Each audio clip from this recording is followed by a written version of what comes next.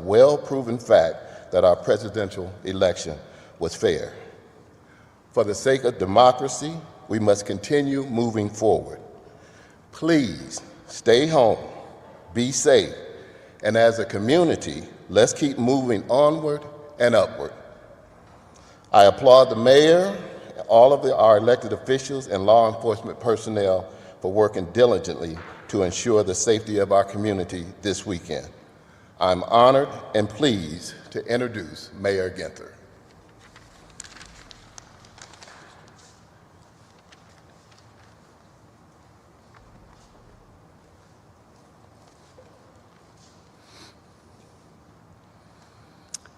Thank you, Jerry, and good morning to all of you that have joined us here today. A special thank you to our Congresswoman Joyce Beatty, our State Senator Stephanie Kunze, Chief of Police Tom Quinlan, President of the Franklin County Commission Kevin Boyce, Council President Shannon Hardin.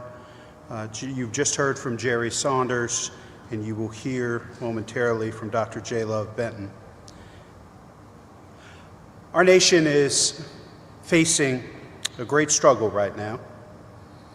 After the violence at the Capitol last week that put at risk the lives of our Congresswomen and men from both parties and their staff, the threats of armed protests across the country this weekend and heading into the inauguration of President-elect Biden. As I said last week, what we saw in the Capitol is not who we are as a country. It is unacceptable. It was a vile demonstration of the worst elements of our society that we cannot ignore and we must root out and guard against, lest it be allowed to squelch the pursuit of equality and the common good that defines us as a people. In the coming days, we will not allow hate, violence, and destruction to be part of our city. Our Constitution gives everyone the right to protest peacefully. It does not give anyone the right to incite violence, harm, or intimidate others, or destroy property. All of us here today stand together on this. It is our responsibility as Americans, elected officials and community leaders, to protect the safety of our residents and defend the city we love against those who seek to tear it down. Hate has no place in Columbus or these United States of America. We are taking every measure together to assure the safety of our residents and protection of our institutions. Governor DeWine has called up the Ohio National Guard. The Columbus Division of Police is working in close collaboration with them, as well as the Ohio State Highway Patrol, Homeland Security, and the FBI. I am announcing today that I am closing the downtown City Hall campus to the public next Tuesday and Wednesday. We have asked all employees who can work remotely to do so during this time. Each of us can do our part to help keep our city safe as well. And that's what we're here to talk about today. What hate groups want is confrontation, to give them a platform and to amplify their message. Let's not give it to them. Avoid planned protests this weekend and leading up to the inauguration. Be aware of your surroundings and your situation. Leave if you do not feel safe. Seek help if you see something suspicious. And if you see something, say something. You can leave a tip on the CPD app or call the non-emergency line at 614-645-4545. You can also call the Homeland Security tip line 24 hours a day at 877-647-4683. Of course, if you or others are in imminent danger, call 911. And let's find peaceful ways to celebrate the lessons and legacy of Dr. Martin Luther King Jr., whose birthday we will be honoring on Monday. Let's drown out the messages of hate with our messages of peace, unity, and reform. It's now my pleasure to introduce someone who knows all too well and had an incredibly traumatic experience just a week ago at the U.S. Capitol with her colleagues from all over America. Our Congresswoman, please welcome Boyce Beatty. Thank you so much to our mayor, to all of the elected officials, the community leaders. We're here for a purpose today. Jerry Saunders said it so well. Thank you for calling us together. And thank you, Mayor. I'm here because of the words you just said. We are on the front door of Martin Luther King Jr.'s birthday celebration. So many of his words ring out today. But the first one, when he said, "It is always the right time to do what is right," rings out clearly to me. Mayor, thank you for telling us what's right to do. It is about safety. It is about protection. It is about togetherness, your words. So now I say to the public, it is first about us being safe. It is about us protecting all of us, no matter your stance in life. It is about us being together. Yes, I was there on January the 6th, when the United States Capitol insurrection with white supremacy on display. There are not enough words for me to share with you what it was like. So this is not a march. This is not a protest as we have witnessed before, when people are calling for justice, calling for action, calling for us to stand together.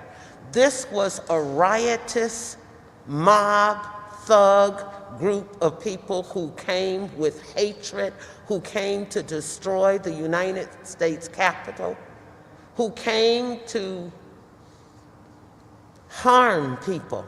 These are their words, not my words.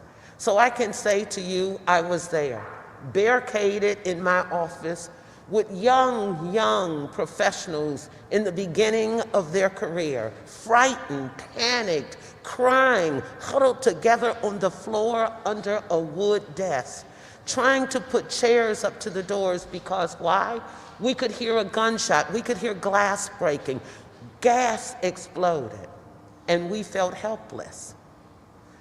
We had officers who were under and unprepared by their leadership, not those officers. So many of them put their life at risk. 2 died as a result, directly and indirectly. Other innocent lives were taken. So today I come to ask us to listen, to protect each other, to stand together, because this is no time for the hatred that we saw in the United States Capitol in Washington, D.C. We learned our lesson. Now our police leadership are calling in the National Guards, are putting enough troops there and officers from all over the United States to keep us safe and to make us safe. I thank this community as we stand here as diverse as we are, not always agreeing, not always believing in one another, but today let the message be Columbus, Ohio stands together. Columbus, Ohio is sending a message to our community that we will not tolerate this, that we will stand together and we will all say those same words. We are here today, Mayor, in your words, because of you. We stand for safety. We stand for protection. We stand for togetherness, and we stand for justice. Thank you. It is my honor to introduce our next speaker, Senator Kunze. Thank you, Congresswoman Beatty, for those powerful words, and we're thankful that you're safe and that all of our representatives were safe last week. And I just want to say that, again, I'm State Senator Stephanie Kunze, and I'm very grateful to the Governor of Ohio and to Mayor Coleman, to the community leaders that are joining us today for their work, for their intention in being prepared for this weekend and for the weeks to come. I just wanted to there's been so many positive things that have been said this morning, and I just wanted to reiterate that we all have a choice of how we spend our time, of what we do, how we show support for things. And I would encourage us, after such a long year where many have felt hopelessness, discouragement, there's been a lack of certainty, there's been a lot of uncertainty in our nation, in our state, certainly in our community over the last year. And we can take this weekend and this week coming up to really encourage one another, to show gratitude for each other, to thank the brave men and women who risk their lives every day to keep us secure. And I encourage us to join with the faith community in a weekend of humility, in prayer, in whatever it is that however you show gratitude, maybe take a walk in nature, really take some time to rest, reflect, and encourage one another, because I think that's what we need the most from each other right now in this difficult time and in the difficult days ahead, is to join together in love and in community. And I'm thinking about some of the words to paraphrase Martin Luther King Jr., but it's only light that will drive out darkness. And so I wish you all a weekend of reflection, of care for one another, and of light. And so with that, I will introduce, it's my honor to introduce Chief Quinlan to you. Thank you.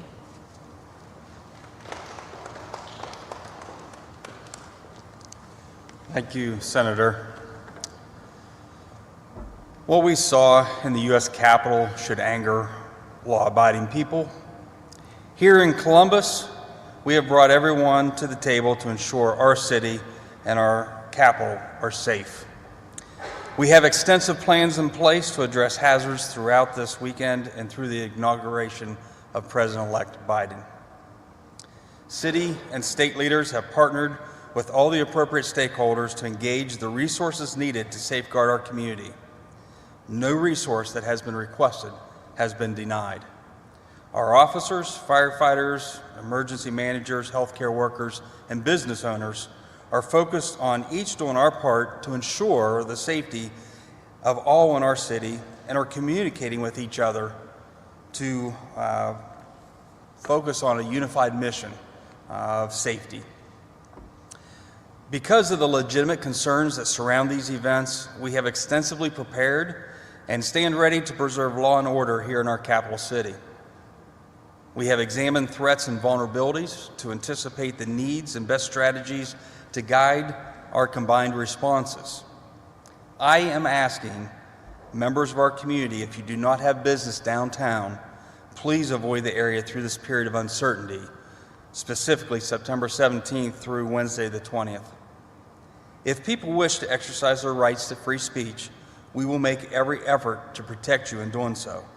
But please take this opportunity to limit the risk to everyone in our community by simply avoiding the area. If you decide to participate in events over the next several days, we urge you to follow the directions and guidance of our public safety professionals who are in the area to ensure your safety. Please comply with their directions so we can focus our attention and coordinated efforts on those persons who may be bent on disrupting a peaceful transition of power or causing harm here in our city, harm to people, harm to property, or harm to our institutions and symbols of government. Police will be highly visible, and we will be wearing body-worn cameras. People caught on video or in photos who engage in illegal acts should expect to have their images released to identify lawbreakers to hold accountable.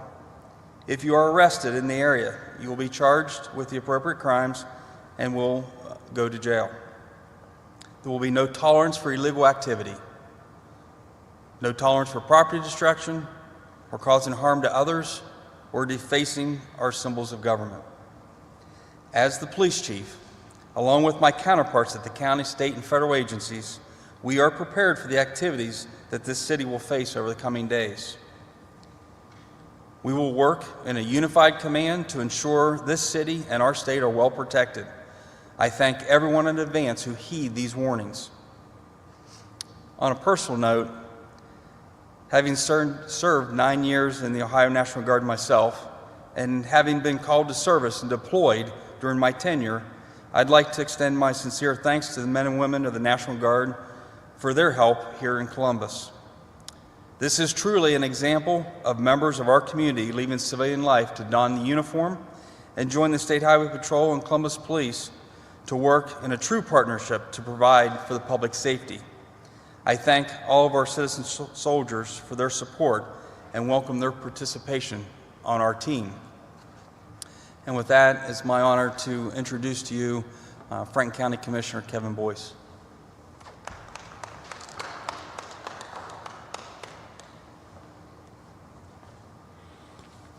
Good morning. I had to choose between a mask and glasses. I chose the glasses. Good morning. I'm Franklin County Commission President Kevin Boyce, and I want to encourage everyone thinking about coming downtown this weekend to simply think again. Just over a week ago, we all watched in horror as a violent coup attempt unfolded in our nation's capital. On the same day, a much smaller protest in Columbus erupted in violence as protesters and counter-protesters squared off at the State House lawn. These things are unacceptable, and I can assure you will not be tolerated. If people come to the State House to complain about the outcome of November's election, they'll be allowed to protest because it's their right. But we don't want to do anything that will amplify hatefulness or violent rhetoric. We know that some of these protesters will be coming to Columbus looking for a fight. The best way to combat them is to simply ignore them. Instead of engaging with protesters, I want to encourage everyone to find peaceful ways to engage in your neighborhood this weekend and to think about the life and the legacy of Dr. Martin Luther King Jr. Whether you're in our congressional district, the city of Columbus, or even Central Ohio, we're all Franklin County, and we need to stand together. Martin Luther King Jr. asked us to serve our communities with a heart full of grace and a soul generated by love. Fortunately, I truly believe that grace and love are things that we have plenty of here in Franklin County. And this weekend is a great time to show our commitment to that cause and that legacy that we honor in Martin Luther King Jr. It's my pleasure today to introduce now City Council President Shannon Hard. Thank you. Good morning, everyone. To my friends and my colleagues, elected officials, Congresswoman Beatty, to our mayor, Mayor Ginther, to Senator Kunze, to Commissioner Boyce, and certainly to Mr. Jerry Saunders, Dr. Benton, and our police chief, Quinlan. It's an honor to be here. I come echoing the message that all of my colleagues are asking this weekend, which is for folks not to come downtown if you don't have to, especially not around the State House. We can't give these folks the oxygen. We can't interact with them, picking dumb fights with them, because it just fuels the hate. The numbers that potentially will show up on the streets for hate and conspiracy theories, that number will be dwarfed by the number of folks who support justice and a better tomorrow. So I'll repeat it again. Stay home and stay away from the foolishness. Let us do something in our neighborhood in a safe, socially distant manner. Talk to our relatives, spend time with our kids, look towards the future rather than a racist and hateful past. The storming of the Capitol was an act of terrorism, and they want to change who we are. They want us to turn against one another because of our skin color, or because we pray differently, or because we love differently, because we are a part of a different political party, or because we come from rural areas or urban areas. We won't buy into that. It's not who we are. We're going to inaugurate President-elect Biden as the 46th President of the United States on the 20th of January. We're going to inaugurate Kamala Harris as Vice President, the first Black woman to hold that role. So everyone, we can take a deep breath. Our country is headed towards a brighter future. We're going to be okay. We're going to defeat this pandemic, and we're going to rebuild our economy so it works for all of our families. So this weekend, put some love back into the world. Share something that you're grateful for on social media. Focus on what makes the world beautiful rather than what a few individuals want to make it look ugly. Ignore the handful of folks who want to take America back to past times. White supremacists aren't interesting, so don't treat them like they are. Don't give them the space. Don't give them the energy. Help us keep everyone safe by just staying out of downtown this weekend. As we work to uplift one another this weekend, I'm excited today to roll out and announce, in partnership with the mayor and his Department of Neighborhoods in the MBK Village, this t-shirt. It is a partnership. It's the MBK t-shirt. It's in partnership with Homage, a local t-shirt consignment shop. The proceeds from this shirt that goes on sale today will support the MBK New Scholarship to support and send young men of color to college. We know that during the pandemic, many folks have been not able to access higher education. With the sale of this t-shirt, folks will, there will be a new scholarship set up in the Department of Neighborhoods for MBK and for young boys of color, both black and brown. And so you can purchase this shirt at homage.com/MBK. And so get the shirt. Look, this is the type of things that we need to do this weekend to show that we're moving forward, to show that we care about one another, to honor the legacy of Dr. Martin Luther King Jr.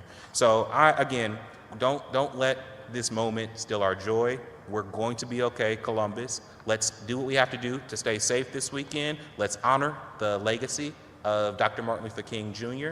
And with that, I'm going to introduce my friend, Dr. Love Benton, to come to the podium.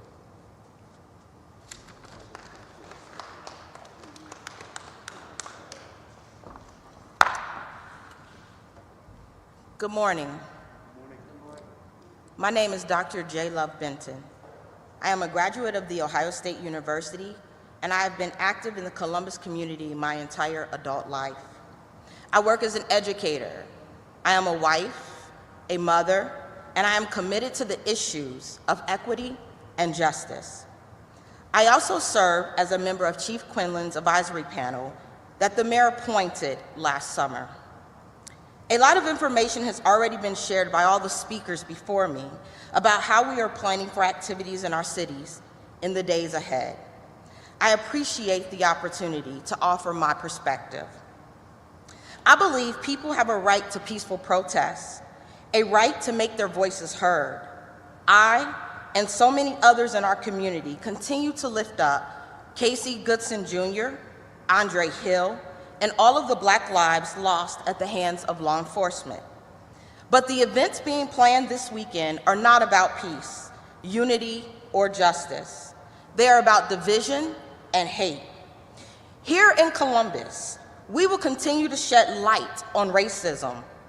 We will continue to fight for justice.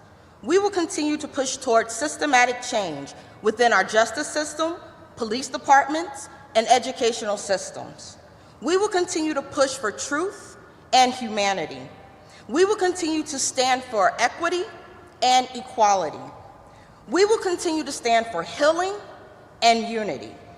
As we think about Dr. King and prepare to celebrate his legacy, we have to remember that to change this world, we have to stand for what is right.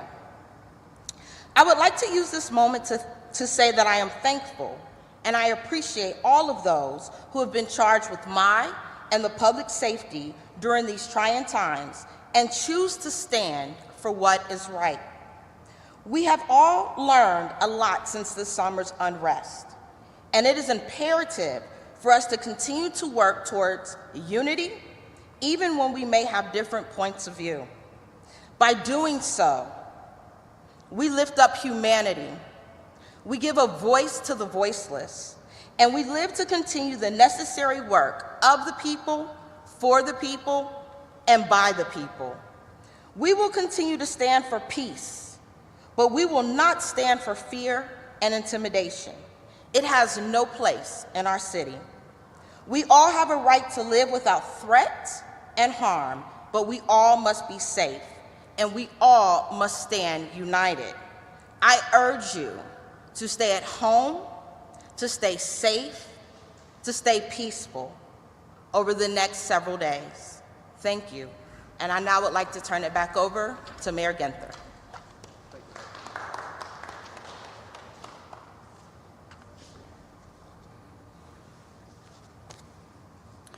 Thank you, Dr. Benton, and thanks to all of our speakers here today.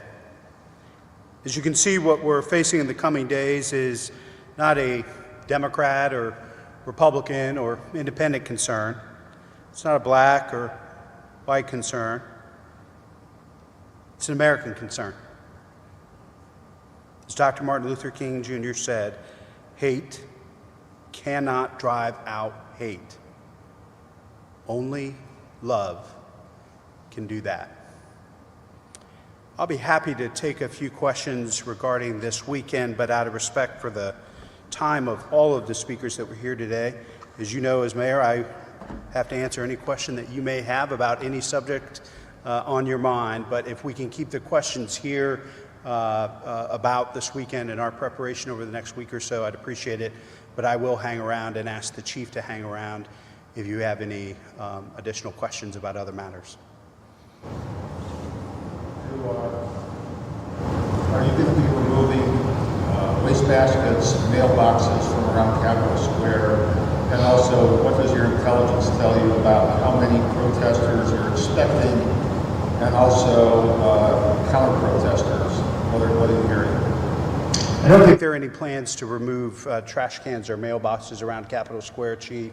And we really don't get into intelligence or scenario planning, Mark, to make sure that we protect the integrity of those plans and our reactions. But I think just based on what you can find on social media, there are many different groups that are encouraging folks to come, but there are also some groups that were expected that have said they're not going to participate. But we are preparing. I think you heard yesterday the governor, Chief Quinlan, General Harris, Superintendent of the Highway Patrol. We are planning for the worst case scenario. You see something what Congresswoman Beatty endured last week at the Capitol, and we were preparing for the worst case scenario. Chief, anything additional? Question for the representative. After seeing what you did at the U.S. Capitol, how concerned are you for your city here at home, knowing that those same people could be coming here to the State House? Obviously, there's always concern, but I feel very protected based on what you just heard. The difference here is we are preparing for the actions. In D.C. on January the 6th, most of us felt unprotected because we were underprepared. And so today is very comforting. Congresswoman, can I ask you that they've put in metal detectors in the Capitol. Some of your colleagues have openly opposed that. How do you feel about these additional safety measures being put in place? I think the safety measures, unfortunately, are necessary. And I gladly went through the metal detectors. I gladly opened my purse to be inspected because, unfortunately, we have individuals who took the same oath of office I did, who openly said they would take their guns onto the House floor, who openly participated in words with what we saw on January the 6th. So I'm pleased that if you don't keep a mask on, if you don't go through the metal detectors, there will be a significant fine, up to $10,000 out of your paycheck each time. So I gladly, I'm sorry I wasn't at the microphone for him to hear, so let me just paraphrase.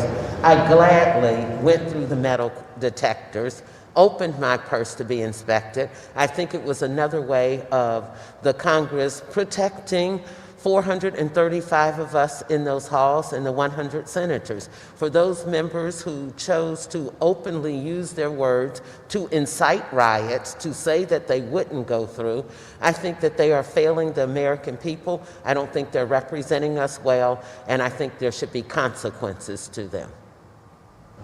To the mayor or the chief mayor, earlier you mentioned hate groups planning some. How do you quantify what hate groups are this weekend, and can you say what sorts of groups you're expecting in that? Well, I'll let the chief speak a little bit more to that. Some of the groups that we're organizing had been considered hate groups by the Southern Poverty Law Center by their definition.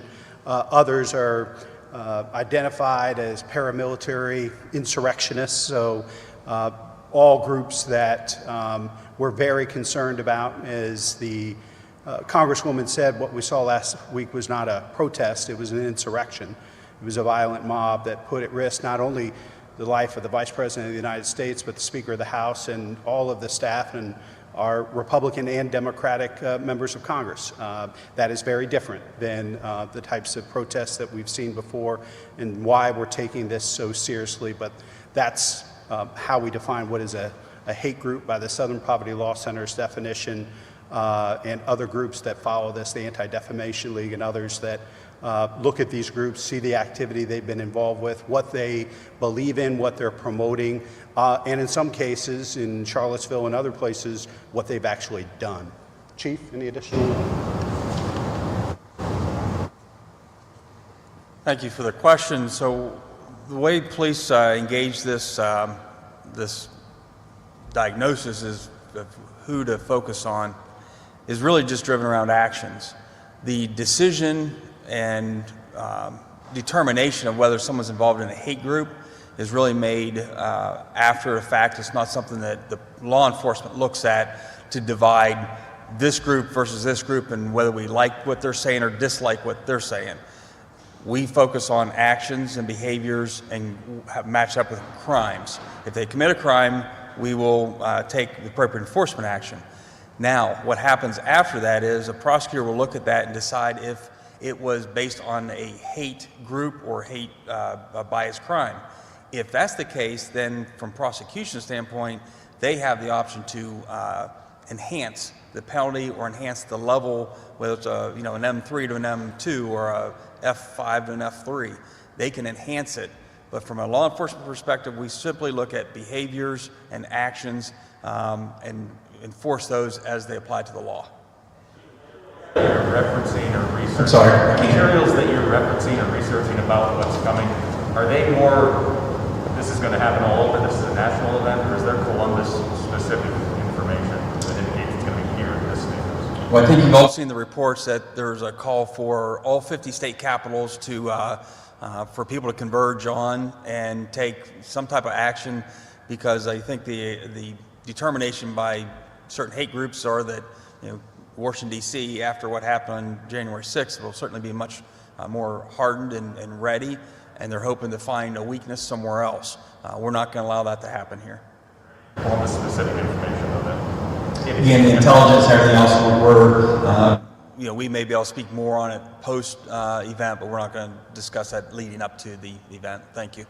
Just an update on the January 6th skirmishes at the State House. How many arrests were made? Were any officers injured? Were you adequately prepared? Let's go back to that and tell us what happened there. There was one arrest made that's been brought to my attention. That was a person who was an illegal carrier of a firearm, and we monitored them while they were at the State House, made sure everyone was safe, and then we waited until they were safely out of that area to make the arrest. That way there was no, it was done in a very low-key way and in far more ensured safety of everyone involved. Chief, how do you prepare your men and women for an armed protest versus some of the protests that we saw over the summer, especially when we know these groups do have the potential for violence like we saw at the U.S. Capitol? And yes, open carry is allowed, but it does kind of ramp that up quite a bit, the possibilities. Again, we have to follow the law. Open carry or concealed carry, if they're authorized, is not a worry to us. It's more about any type of provocative actions or what they do handling that weapon that would draw law enforcement's eye. And again, we focus on de-escalation and the power of our presence. The fact that people see an overwhelming force and make the conscious decision that they're not going to challenge a group of people who are men and women from this community that are standing ready to protect the community. That's our goal.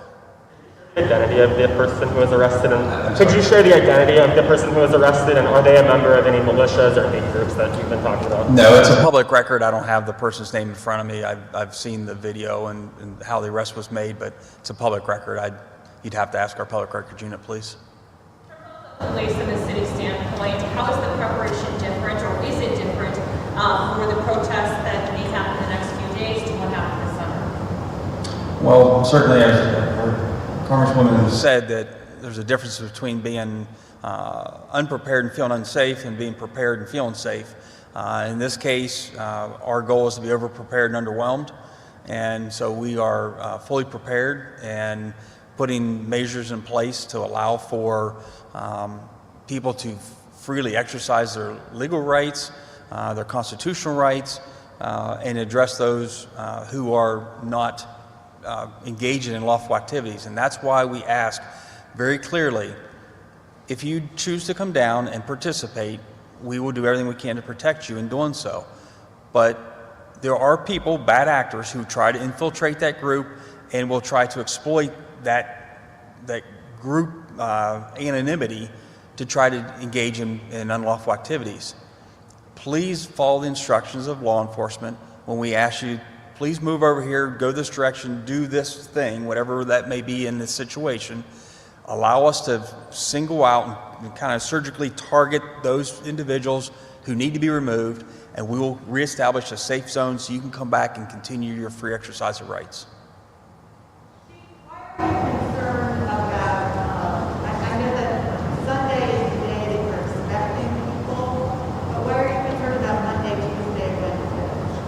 You dress up. Again, over-prepared and underwhelmed. I think the important part is that we can't claim that we didn't have advance notice. January 6th made it very clear to everyone, and any responsible police chief in this country is on notice that that there are people that are willing to go beyond anything I've ever seen in my career and engage our own citizens in violent activities.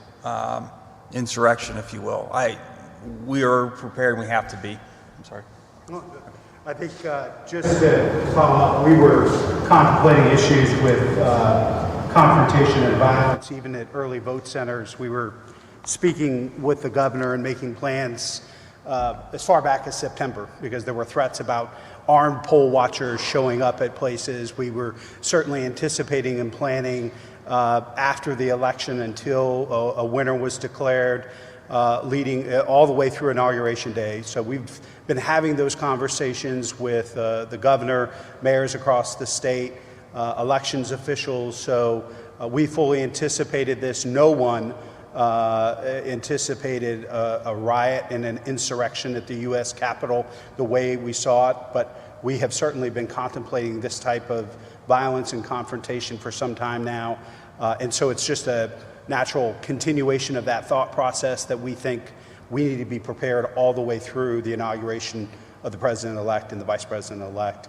Jeff, back to your question, the capital cities have been a particular focus, and the chief and I have been part of calls and planning scenarios with the U.S. Conference of Mayors, the major City Chiefs Association, all trying to share information, whether it's Lansing, Louisville, other places around the country, Albany and others that are contemplating some of the same things that we may be seeing here. So there has been a good amount of information sharing and intelligence sharing as well. On January 6th in D.C., we saw Congress reconvene later that night or early in the morning, sending the message that government's not going to be stopped by a mob. In Columbus, now the State House is going to be closed for 4 days. The other downtown campus shut down. Are you concerned that sends the message that the mob can shut down government, or a threat of a mob can shut down government? It's a fair question. I think what the Congresswoman and her colleagues and the U.S. Senators were there to do was part of their obligation, their oath, to certify the elections and improve the undisputed winner of the presidency and the vice presidency. And they, I'll let the Congresswoman speak for herself. I think they felt very strongly they needed to honor that commitment and oath and stick to that deadline to show America that there was no dispute, there was no question over who won the election. I think we're in a little different place here without the same sort of consequential and timely decisions that our members of Congress and U.S. Senators had to make on that particular day. And so I think, the county, the city, the state have all decided, based on what we know and what we saw last week, the safest thing for public officials, public servants, is to keep our offices closed until the inauguration. Congresswoman, any additional points? No. We'll stick around for questions, but thanks everybody for being here.